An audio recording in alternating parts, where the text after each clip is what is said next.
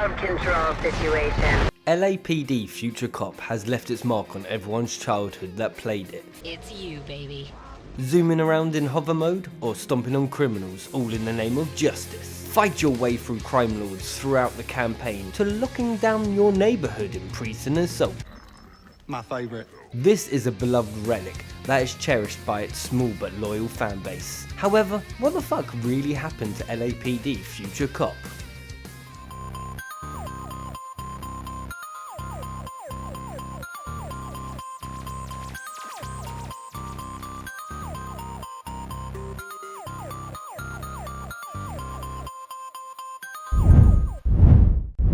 WCF, mate.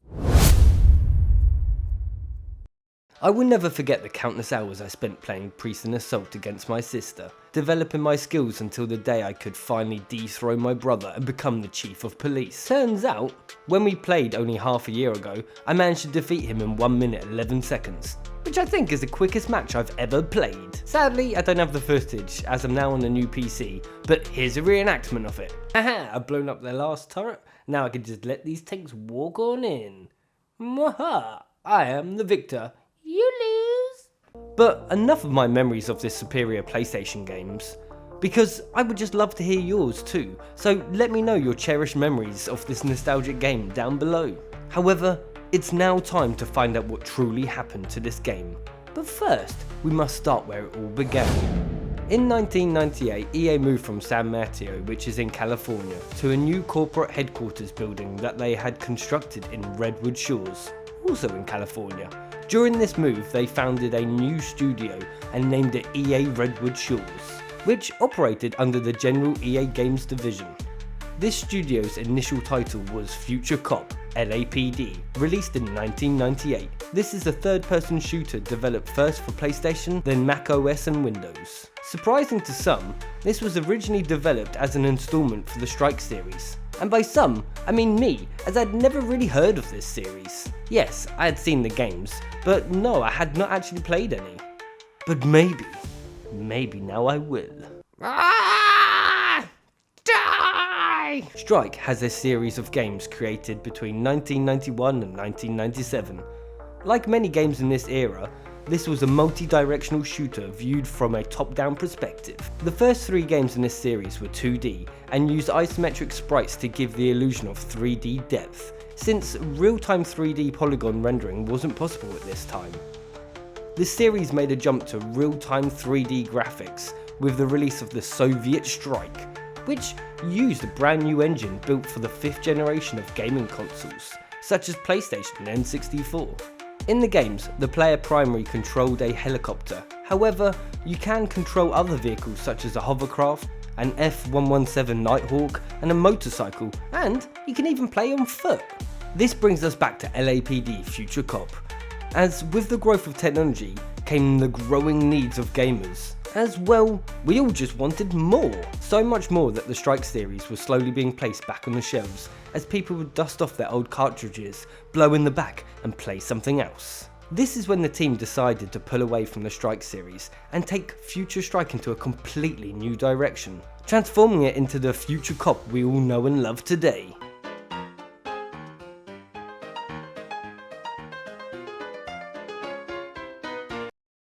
Where are you? Players transform into the role of a pilot for the X-1 Alpha, a robot designed to fight the crime war raging in LA since the year 2098. The X-1 Alpha is a police vehicle that can transform between a fast, hovering pursuit vehicle and a slower, full-fledged combat mecha, which allows you to traverse the tricky terrains and annihilate any criminal in your path. There are only 2 game modes to this game, and honestly, that's all you need. They are Crime War and Precinct Assault. The best thing about old school games is that they were really made for the gamers, and this shows hosting both single and multiplayer abilities for each game mode. Let me introduce you to my little friend. Crime War is the story mode, following a day in the life as an LAPD X-1 Alpha pilot. This is the LAPD. Put down your... Thank you for your support. The story events range from rogue lunatics arming observatories with insane weaponry to a malfunctioning supercomputer. Futuristic Griffith Park is where you start, displaying your true power, police brutality. As you advance through the game, you explore futuristic places such as Venice Beach, Lax and Long Beach. As I mentioned before, Crime War also supports multiplayer cooperative play. This then has its own unique feature, and that is that the life bars between the two players are intertwined. If either player is destroyed, they both die, and it counts as failure for both players. So you must manage all the super weapon power-ups and the health upgrades amongst yourselves, or be sure to meet your demise. Go forth, my minions. Fly, my beauties. Not only being my favourite mode of the franchise, this mode would become a staple that everyone enjoyed, and which would later be considered as an early form of the MOBA genre. Precinct Assault is a battle arena mode, in which each player starts with a single base and can capture automated turrets or outposts across the map to gain points, to then purchase more. The objective is to defeat one's opponent by purchasing and deploying hover tanks to invade their main base. Using helicopters for defense, dreadnoughts and flying fortresses could be purchased as a specialized armored troop to give you more bang for your buck. The game ends when one player's base is breached by either a standard or supersized hover tank. Race against your friends to collect their weapon power-ups and then destroy them and their base to be crowned Chief of Police. Have no friends to dominate? Well, don't worry, as single player mode consists of fighting a supercomputer named Sky Captain, Sky Captain, a lethal combination of smarts and firepower. whose in-game avatar is a super plane, more powerful and advanced than the X1 Alpha, which starts off super easy, but as you defeat him you'll be rewarded with a harder and harder levels, and once you complete max difficulty in each zone, you unlock a secret mode called Bug Hunt. This is the same as a Proving Ground level, except all objects have been made into creatures such as worms and butterflies, instead of using hover tanks and helicopters. The Flying Fortress is now a bat, and the Dreadnought is now a large armoured caterpillar. The level features an upbeat music track in comparison to the game's normal dark military music feel, and the Sky Captain is a beautiful dragonfly. And I'm not gonna lie, I just had to spend a good couple of hours to try and unlock this myself on PlayStation, and I did, so here's what I found. There are lots of pictures of people hidden in the Bug Hunt levels, presumably those who worked on the game, so here's just a few that I happened to find on the internet.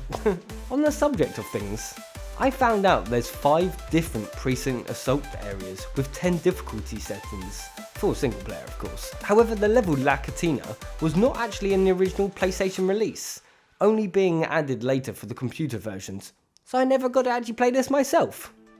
No, I'm sad.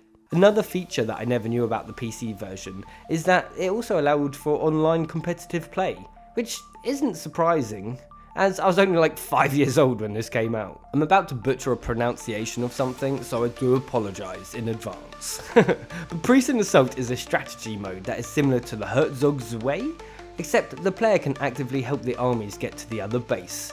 This game mode is well known for inspiring MOBA games such as Dota and League of Legends. Some people would say this defined the new game mode known as MOBA, before MOBA was even a thing, as it's now considered the earliest form of MOBA game. So let me know what you think about this down below, especially if you're a MOBA fan of course. This game was full of passion and joy, and without a doubt you really experience that when you play it, even if it's just in the form of voice loans such as Sounds simple? I don't think so! and funny animations that were created for the X1 Alpha. Come out wherever you are. They would then go on to create many other games, and never touch this franchise ever again due to the success of their other games, such as Tiger Woods' PGA Tour. To my surprise, they also created one of my other most played games on the PlayStation, being Road Rash, where you would ride around on bikes evading the law and flying over cars. Over the next few years, they would create many new titles such as Rumble Racing, Lord of the Rings, and on top of that they were even behind my brother's favourite PS2 franchise, Godfather 1 and 2.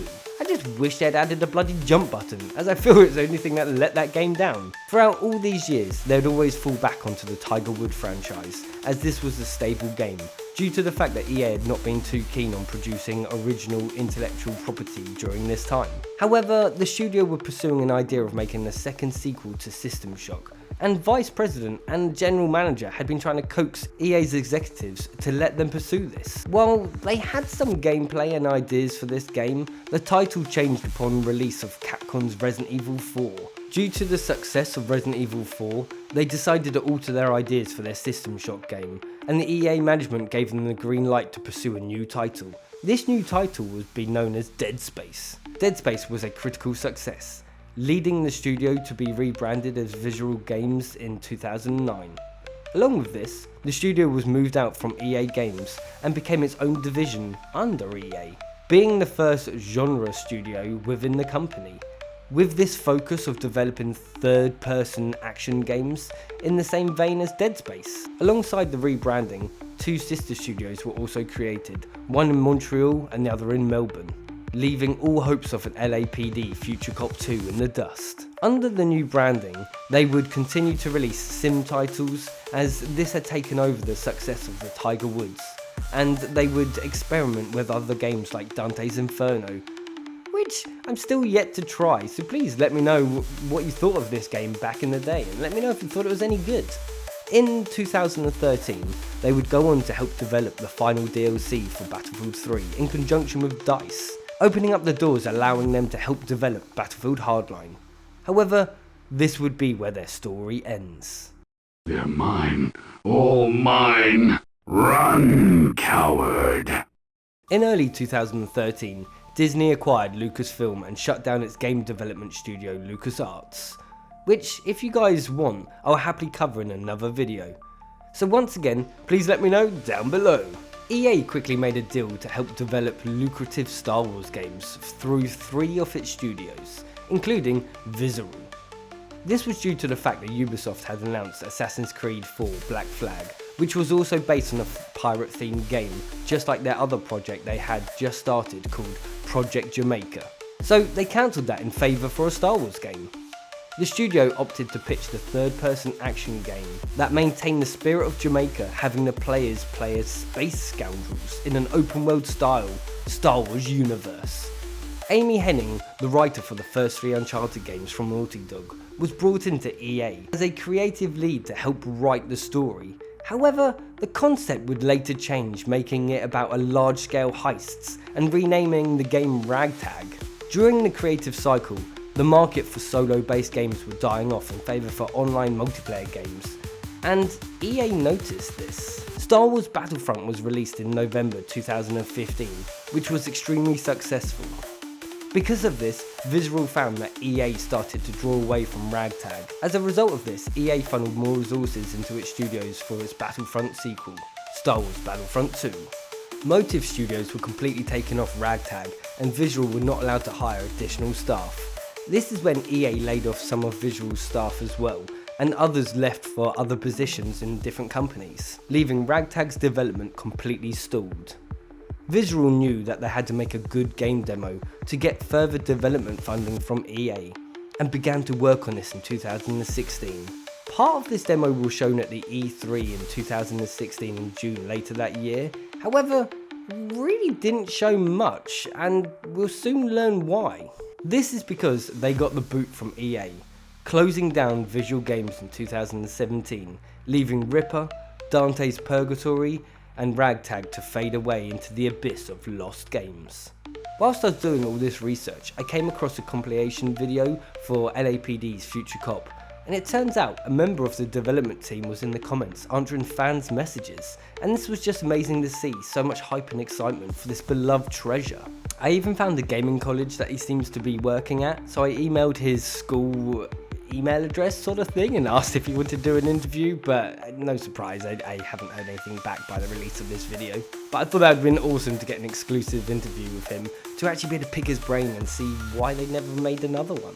Over the years I've seen so many fan-made projects on YouTube, but nothing ever gets released. Whether they made it in Unity or Unreal, these just look amazing, but nothing ever becomes a product. When I first had the idea for this video over a year ago, I came across a company who had started their own fan-made version, and it was even advertised on Steam. Although, after joining their discords recently, I have sadly heard that they have all seemed to be abandoned. But is LAPD Future Cop going to be dead forever? Well, don't fear, because Elwood's here. With the help of my dear friend Mr. Fruity, I have created my own Precinct Assault within the crazy world of Black Ops 3.